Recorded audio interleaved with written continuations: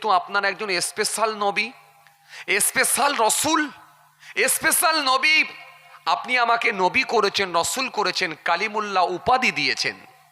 আমি হাতের লাঠি ছেড়ে দিলে সর্প হয়ে যায়, আর আমি আমার হাতকে নিয়ে বগলের মধ্যে গোলাকার করলে সূর্যের ন্যায় জ্যোতি আলো হয়ে যায়। সুতরাং আমি স্পেশাল নবী, আমার জন্য কি আলাদা একটা নাম শেখাবেন না? আল্লাহ বলে, মুসা পড়ো না লা ইলাহা ইল্লাল্লাহ। তুমি কি ভাবছো লা ইলাহা ইল্লাল্লাহ এটা সবাই জানে বলে রেডিমেড হয়ে গেল? না, রেডিমেডের কিছু নেই। আমি আল্লাহ বলি, আমার কলেমা রেডিমেড হতে পারে না।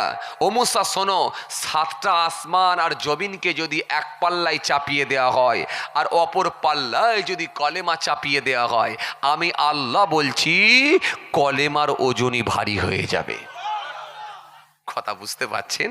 জি, এই যে জীবনে কোন ছোট্ট ভালো কাজ আল্লাহর কাছে